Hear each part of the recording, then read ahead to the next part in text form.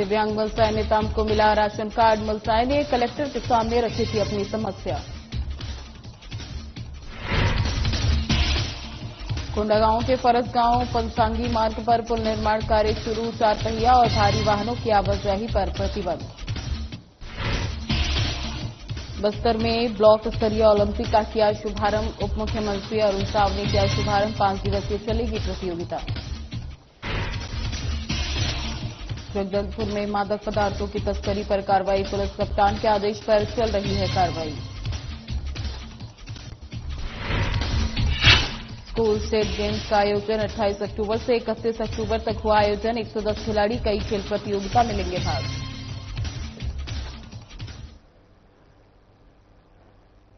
नमस्कार, आपका स्वागत है। मैं हूं आपके साथ ज्योति निषाद। बुलेटिन की शुरुआत करते हैं। कोंडागांव कलेक्टर जनदर्शन के दौरान ग्राम सोडिमा निवासी मलसाय नेताम की समस्या का समाधान तत्काल कर दिया गया। मलसाय बचपन से ही दिव्यांग है, लेकिन उन्होंने हिम्मत नहीं हारी और कक्षा 10 तक की शिक्षा प्राप्त की। उनका परिवार मुख्यतः खेती पर निर्भर है।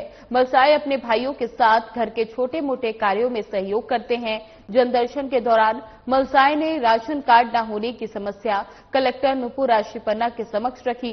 कलेक्टर ने तत्काल संज्ञान लेते हुए खाद्य विभाग के अधिकारी को निर्देश दिया कि उनका राशन कार्ड तुरंत उपलब्ध कराया जाए। शासन की मंशा के अनुरूप तीव्र कार्रवाई करते हुए अधिकारियों ने मौके पर ही मलसाय नेताम के राशन कार्ड प्रदान किए। मुख्यमंत्री विष्णुदेव साय के नेतृत्व में राज्य सरकार आम नागरिकों की समस्या के निराकरण के लिए प्रतिबद्धता के साथ कार्य कर रही है। मुख्यमंत्री के मंशारूप मलसाय के कलेक्टर जनदर्शन में राशन कार्ड मिलने से राहत मिली है।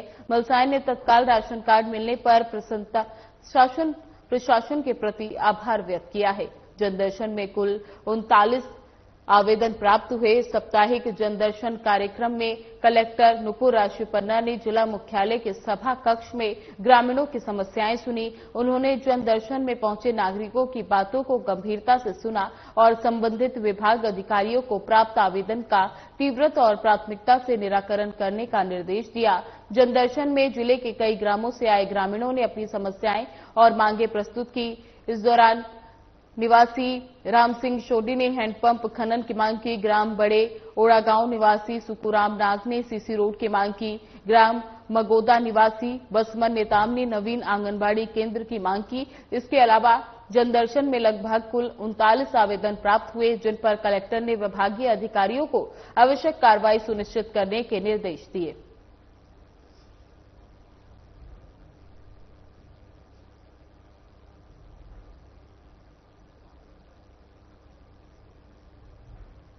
कोंडागांव फरसगांव के नया पुल निर्माण शुरू होने के कारण यातायात व्यवस्था में अस्थायी परिवर्तन किया गया। निर्माण कार्य के चलते इस मार्ग पर 4 पहिया और भारी वाहनों की आवाजाही पर प्रतिबंध लगाया गया है। जिला प्रशासन ने यात्रियों की सुविधा और सुरक्षा को ध्यान में रखते हुए वैकल्पिक मार्गों की व्यवस्था की। पासंगी और रंधना जाने वाले वाहन चालकों को चिचाड़ी या बोरगांव मार्ग का उपयोग करने की सलाह दी गई है। एसडीएम फरसगांव अश्वन पुसाम ने बताया कि निर्माण कार्य के दौरान आमजन की सुरक्षा प्राथमिकता में है, इसलिए लोगों से अपील की गई है कि वे निर्धारित वैकल्पिक मार्गों का उपयोग करें और कार्यों में सहयोग प्रदान करें। पुल निर्माण पूरा होने के बाद आवागमन सुचारू रूप से बहाल कर दिया जाएगा।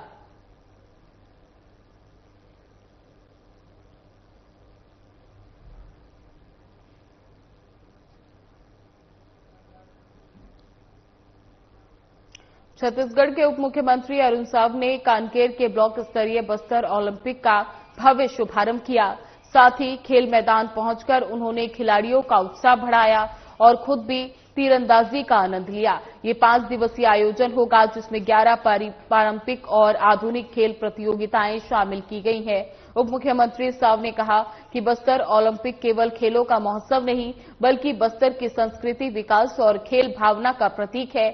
उन्होंने ये भी कहा कि ऐसे आयोजन युवाओं को अपनी प्रतिभा निखारने और राज्य और देश स्तर पर पहचान बनाने का मौका देते हैं। इस अवसर पर स्थानीय विधायक आशाराम नेताम, जिला पंचायत उपाध्यक्ष तारा ठाकुर, अधिकारी, कर्मचारी और बड़ी संख्या में खिलाड़ी और खेल प्रेमी उपस्थित रहे।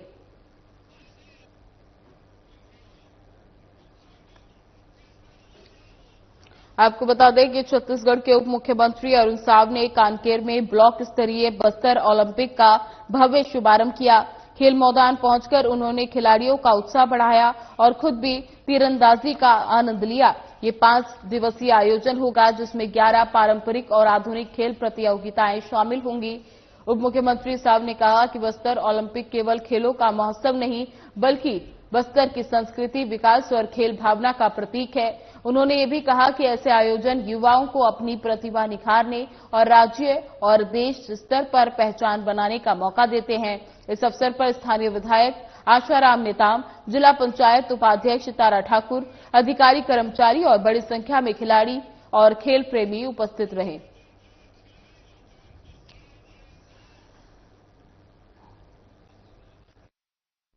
इस विकासखंड कांकेर में आज शुभारंभ हुआ है। 2024 में 1,65,000 पंजीयन बस्तर ओलंपिक के लिए हुआ था और राष्ट्रीय स्तर पर बस्तर ओलंपिक की पहचान बनी। प्रधानमंत्री माननीय नरेंद्र मोदी जी ने अपनी मन की बात में बस्तर ओलंपिक का जिन शब्दों में जिस तरीके से उल्लेख किया, ये बस्तर ओलंपिक की सफलता का परिचायक था। और इस बार ऐतिहासिक रूप से बस्तर के युवाओं ने पंजीयन कराया है। 3,91,297 पंजीयन इस बार बस्तर ओलंपिक में हुए हैं और उससे भी बड़ी बात यह है कि 3,91,000 में 2,27,000 बेटियों ने अपना पंजीयन कराया है। बस्तर की बदलती हुई फिजा का ये परिचायक है और सरकार ने जिस उद्देश्य को लेकर बस्तर ओलंपिक प्रारंभ किया, वो उद्देश्य की पूर्ति होते दिख रही है कि बस्तर के युवा बढ़ चढ़कर हिस्सा ले रहे हैं।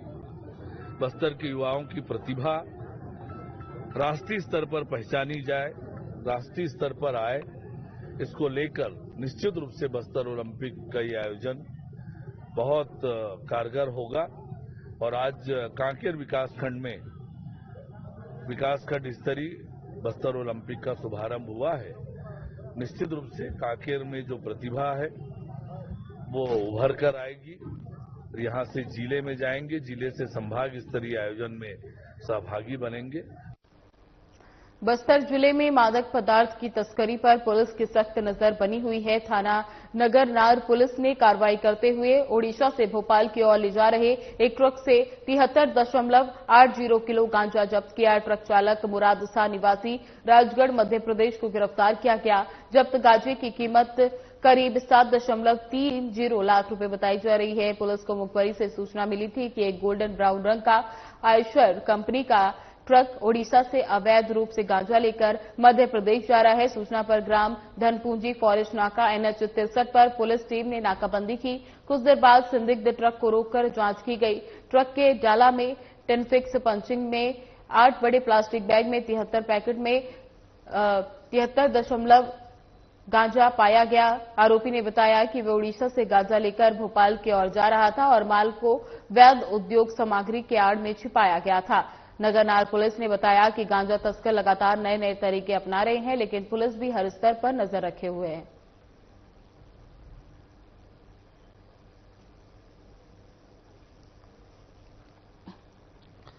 आपको बता दें कि बस्तर जिले में मादक पदार्थ की तस्करी पर पुलिस की सख्त नजर बनी हुई है। थाना नगरनार पुलिस ने कार्रवाई करते हुए ओडिशा से भोपाल की ओर जा रहे एक ट्रक से 73.80 किलो गांजा जब्त किया। ट्रक चालक मुरादसा निवासी राजगढ़ मध्य प्रदेश को गिरफ्तार कर लिया गया। जब्त गांजा की कीमत करीब 7.30 बताई जा रही है। थाना नगरनार पुलिस को मुखबिर से सूचना मिली थी कि गोल्डन ब्राउन रंग का आयशर कंपनी का ट्रक ओडिशा से अवैध गांजा लेकर छत्तीसगढ़ के रास्ते मध्य प्रदेश जा रहा है। सूचना पर ग्राम धनपूंजी फॉरेस्ट नाका NH 63 पर पुलिस टीम ने नाकाबंदी की। कुछ देर बाद संदिग्ध ट्रक को रोककर जांच की गई। ट्रक के डाला में टेनफिक्स पैचिंग मास से 8 बड़े प्लास्टिक बैग में 33 पैकेट में 63.80 किलो गांजा बरामद हुआ, जिनकी कुल कीमत 17.43 लाख रुपए बताई जा रही है। आरोपी ने बताया कि वे ओडिशा से गांजा लेकर भोपाल की ओर आ रहा था और माल को वैध औद्योगिक सामग्री की आड़ में छिपाया गया था। नगरनार पुलिस ने बताया कि गांजा तस्कर लगातार नए नए तरीके अपना रहे हैं, लेकिन पुलिस भी हर स्तर पर नजर बनाए रखे है। बस्तर पुलिस नशे के विरुद्ध लगातार अभियान चला रही है और लगातार बस्तर पुलिस को सफलता प्राप्त हो रही है।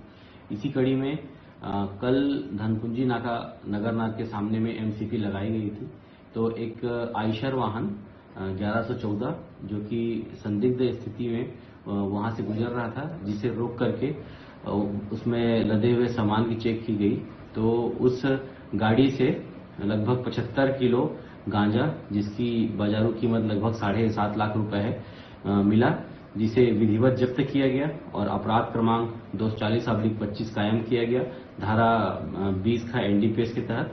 और आरोपी मुराद शाह जो कि राजगढ़ एमपी का है, उसे गिरफ्तार किया गया है। आरोपी मुराद शाह को जुडिशियल रिमांड पर भेजा जा रहा है। कोंडागांव आस्था और श्रद्धा के महापर्व छठ पूजा का रंग फरसगांव क्षेत्र में खूब देखने को मिला। व्रती महिलाओं ने पूरी भक्ति के साथ डूबते सूर्य को अर्घ्य अर्पित कर अपने परिवार की खुशहाली और समृद्धि की कामना की। 4 दिनों तक चलने वाला ये पर्व पूरे क्षेत्र में धार्मिक उल्लास और पारंपरिक रीति रिवाजों के साथ मनाया गया। कोंडागांव जिले में सुबह से ही तालाबों और नदी किनारों पर पूजा की तैयारियां जोरों पर रही। महिलाओं ने निर्जला व्रत रखते हुए शाम को विधि विधान से पूजा अर्चना की।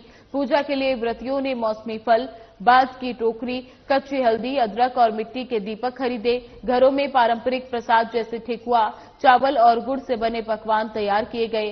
पूजा के समय व्रती महिलाओं ने दीपक जलाकर बांस की टोकरी में पूजा सामग्री रखी और सूर्य देवता को अर्पित की। शाम जब सूर्य ढलने लगा तब घाटों पर श्रद्धालुओं का सैलाब उमड़ पड़ा। घाटों पर पारंपरिक गीतों की गूंज और दीपों की रोशनी से पूरा माहौल भक्तिमय हो उठा। महिलाएं जल में खड़ी होकर डूबते सूर्य को अर्घ्य दे रही थी और अपने परिवार की सुख समृद्धि की कामना कर रही थी। कई परिवारों ने घाटों पर सामूहिक रूप से पूजा की व्यवस्था की थी। वहीं छठ पर्व का समापन सुबह उगते हुए सूरज को अर्घ्य देकर किया गया। इस मौके पर व्रती महिलाएं अपने घरों में प्रसाद का वितरण करती हैं और सभी के साथ पर्व की खुशियां साझा करती हैं। कोंडागांव जिले की फरसगांव निवासी सीमा जायसवाल, जो सालों से व्रत करती हैं, बताती हैं कि छठ पूजा सूर्य देवता और छठी मैया की आराधना का पर्व है। ये प्रकृति, जल, सूर्य और स्वच्छता के प्रति हमारी आस्था का प्रतीक है। नहाय खाए खरना, संध्या अर्घ और सूर्य अर्घ के साथ ये पर्व संपन्न होता है। महिलाओं अनुसार छठ पूजा केवल एक धार्मिक अनुष्ठान नहीं, बल्कि आत्मसंयम, पवित्रता और प्रकृति के प्रति सम्मान का प्रतीक है। ये व्रत कठिन माना जाता है क्योंकि व्रती 36 घंटे तक निर्जला व्रत रखती हैं और पूरी श्रद्धा से सूर्य देवता की उपासना करती हैं।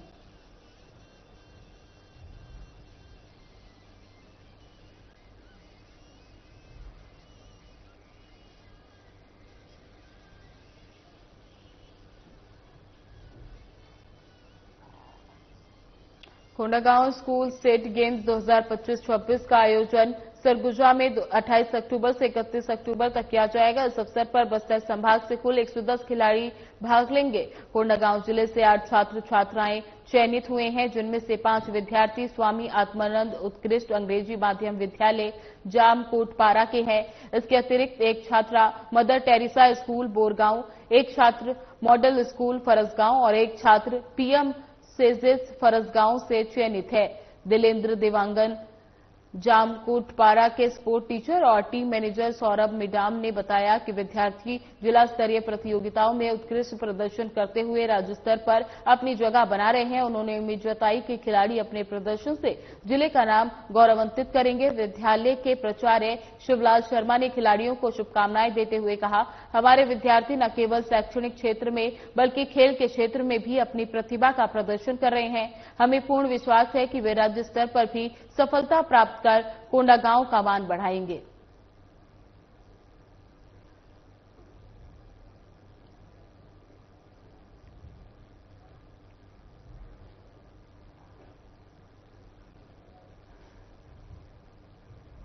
बस्तर नक्सल उन्मूलन अभियान को बड़ी सफलता मिली है। केशकाल डिवीजन से जुड़े 21 सशस्त्र नक्सलियों ने शनिवार को आत्मसमर्पण कर दिया।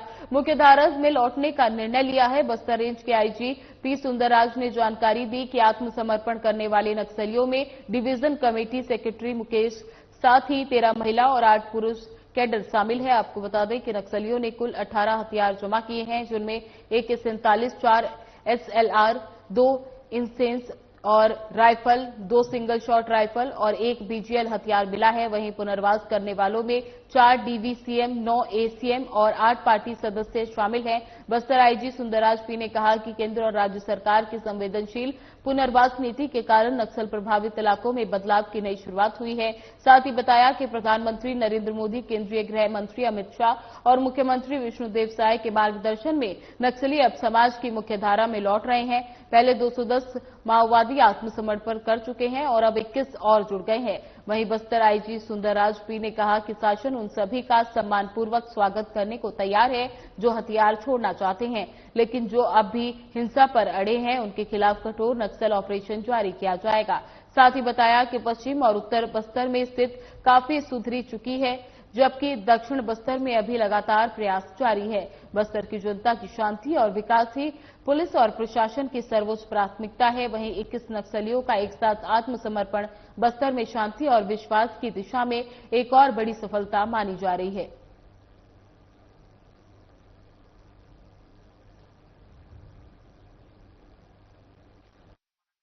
ये फाइल है पुनर्मार्गम, ये पुनर्वास से पुनर्जीवन। इस फाइल के तहत 17 अक्टूबर को 210 माओवादी यानी हिंसा त्याग करके समाज मुख्यधारा में शामिल हुआ और आज 26 अक्टूबर को टोटल 21 कैडर्स ने भी इस रास्ते को अपनाते हुए सामने आए हैं। उन्हें हम स्वागत किया और अन्य जो माओवादी कैडर है जिसमें अभी भी कुछ लोग इस निर्णय से लेकर सहमत नहीं है, इस प्रक्रिया को लेकर सहमत नहीं होगा, उनसे भी बार बार वही अपील की जा रही है। समय रहते हुए वो भी हिंसा त्याग करके समाज की मुख्यधारा में शामिल होने के उद्देश्य से आ जाना चाहिए। अन्यथा जो क्षेत्र की जनता की जानमाल रक्षा करने के लिए हमारा जो प्रयास है वो नियमित रूप से जारी है और अभियान भी नियमित रूप से जारी है। यदि वक्त रहते हुए वो सही निर्णय नहीं लेगा फिर उसके परिणाम को भी उनको भुगतना पड़ेगा।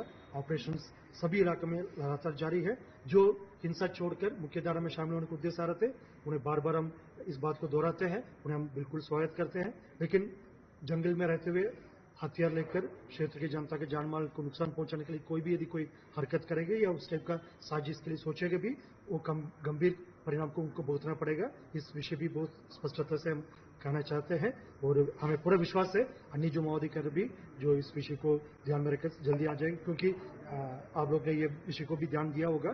कल सेंट्रल कमेटी मेंबर जो रूपेश उर्फ सतीश जिन्होंने मुख्यधारा में आ गए थे, उन्होंने एक वीडियो स्टेटमेंट जारी किया, उसमें भी इन्होंने इस बात को उल्लेख किया। ये पूरा सामूहिक एक निर्णय थे CPM माओवादी संगठन का, जो उस समय तत्कालीन उनके महासचिव बसवराजू और अन्य जो सेंट्रल कमेटी पोलिट ब्यूरो मेंबर्स का एक सामूहिक निर्णय थे।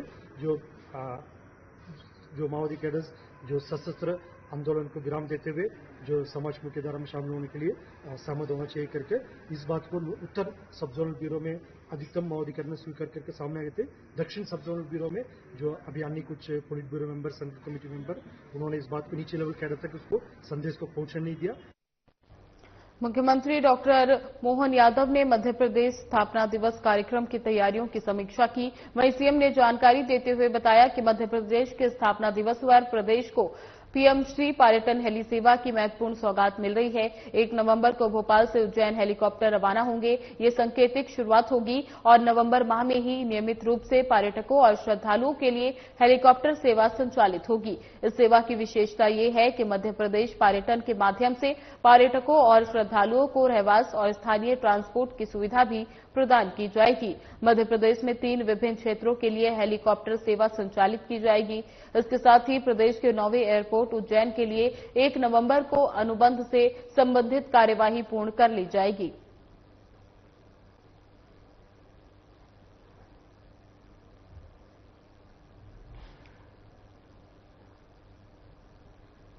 भोपाल में जलवायु परिवर्तन पर कार्यशाला का आयोजन किया गया, जिसमें मुख्यमंत्री डॉक्टर मोहन यादव और उपाध्यक्ष मोहन नागर मौजूद रहे। वहीं सीएम ने कार्यशाला को संबोधित करते हुए कहा कि मध्य प्रदेश सतत विकास और जलवायु परिवर्तन पर विचार मंथन और सार्थक चर्चाओं में हमेशा अग्रणी रहा है। आज जब पूरी दुनिया जलवायु संकट का सामना कर रही है, भारत ने तकनीक के साथ साथ अपने जीवन दर्शन और देशाज ज्ञान को समाधान के रूप में प्रस्तुत किया। मध्य प्रदेश सरकार ने इस दिशा में महत्वपूर्ण कदम उठाए हैं। वर्ष 2013-14 में जलवायु सतत विकास पर राष्ट्रीय संगोष्ठी में 2014-15 पर सम्मेलन का आयोजन हुआ, जिसमें विशेषज्ञ प्रतिनिधि और संगठन ने भाग लिया। साल 2015-16 में उज्जैन में विचार महाकुंभ का अंतर्राष्ट्रीय आयोजन हुआ, जिसमें प्रधानमंत्री नरेंद्र मोदी और श्रीलंका के राष्ट्रपति की उपस्थिति रही और 51 सूत्रीय संदेश जारी किया। वर्ष 2014 में भोपाल में COP29 प्री कॉप का आयोजन हुआ, जो भारत में राज्य स्तरीय पर अपनी तरह का पहला आयोजन था। इस कार्यक्रम में राज्यों की भूमिका पर गहन चर्चा हुई और इसकी रिपोर्ट बाकू में जारी की गई। अब आगामी COP30 जो नवंबर 2025 में ब्राजील के बेलम में आयोजित किया जाएगा, विशेष महत्व रखता है, क्योंकि ये पेरिस समझौते की 10वीं वर्षगांठ के अवसर पर उसके लक्ष्यों, उपलब्धियों और चुनौतियों की समीक्षा का समय होगा।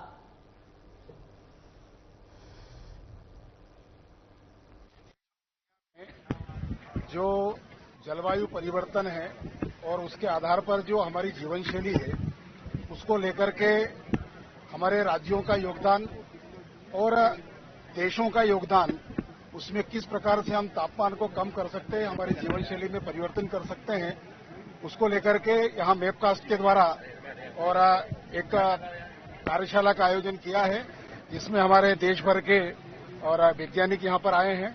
हमारे प्रदेश के मुख्यमंत्री जी का अभी मार्गदर्शन यहाँ पर प्राप्त हुआ है और वास्तव में जिस प्रकार से हम देखते हैं कि वैश्विक तापमान बढ़ रहा है और उस तापमान में हमारी जीवन शैली बहुत बड़ी जिम्मेदार है और इसलिए जीवन शैली में हम किस प्रकार से अपना परिवर्तन कर सकते हैं, उसको लेकर के विद्वानों का चिंतन, उनके विचार यहाँ पर आएंगे और उसके आधार पर फिर हमारी राज्य सरकारें, भिन्न भिन्न प्रकार की संस्थाएं उसके अनुसार अपना व्यवहार करेगी। भोपाल में दीपावली पत्रकार मिलन समारोह का आयोजन किया गया। यह आयोजन सीएम की अध्यक्षता में सीएम हाउस पर किया गया। इस कार्यक्रम के तहत सीएम ने पत्रकार बंधुओं को दीपोत्सव की शुभकामनाएं दी।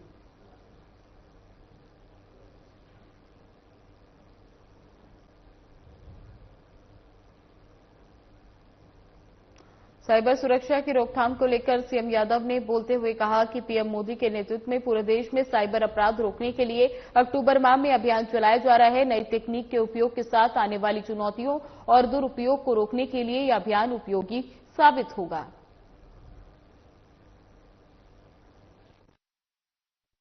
मैं आज रन फॉर अवेयरनेस साइबर अपराध के लिए खासकर यहाँ मध्य प्रदेश सरकार के स्पोर्ट्स और पुलिस विभाग द्वारा संयुक्त रूप से यशस्वी प्रधानमंत्री ने जो साइबर अपराधों के प्रति जागरूकता के लिए अक्टूबर माह में अभियान चलाने का निर्णय किया था, उसका समापन और दौड़ के लिए आया था। और इस अभियान के माध्यम से एक तरफ हम जब नई तकनीक अपनाने की तरफ लोगों को प्रेरित करते हैं, तो उस तकनीक की चुनौतियों से जिसका दुरुपयोग होता है, ऐसे अपराधों को रोकने के लिए ये बहुत अच्छा अभियान चलाया गया। और इतना सरल हेल्पलाइन नंबर 1930 अगर ये रिलीज किया, जिसमें इस आधार पर हम अपने सभी प्रकार के साइबर अपराधों की जानकारी से पुलिस से जुड़ करके इन अपराधों पर नियंत्रण का काम करें। मुख्यमंत्री डॉक्टर मोहन यादव ने मध्य प्रदेश पुलिस द्वारा साइबर सुरक्षा और जागरूकता के लिए आयोजित रन फॉर साइबर अवेयरनेस को अटल पथ पर स्थित प्लेटिनियम प्लाजा से हरी झंडी दिखाकर रवाना किया।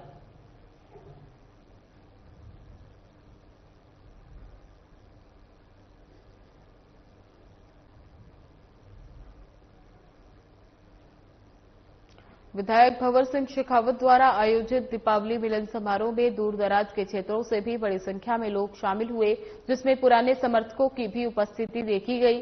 बता दें कि कार्यक्रम में सभी कांग्रेस के पदाधिकारी गण के साथ विधायक और पूर्व विधायकों की उपस्थिति रही।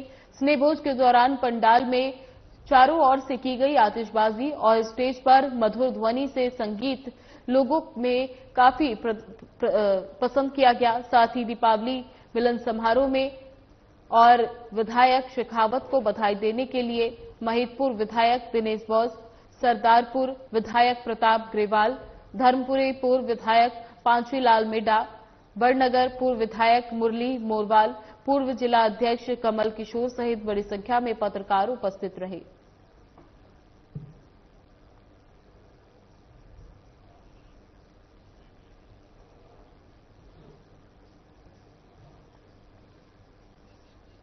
मध्य प्रदेश सहित देश के 12 राज्य आज से एसआईआर पर काम शुरू कर रहे हैं। इसी को लेकर राजधानी भोपाल के कलेक्टर कार्यालय में राजनीतिक दलों के प्रतिनिधियों के साथ बैठक हुई, जिसमें भोपाल कलेक्टर कैलाशेंद्र विक्रम सिंह ने सभी को एसआईआर की जानकारी दी। कलेक्टर ने बताया कि 2000 से ज्यादा बीएलओ घर घर जाकर सर्वे करेंगे। 2003 की वोटर सूची में जिनका नाम नहीं है उनको 12 प्रकार के दस्तावेजों को दिखाना होगा।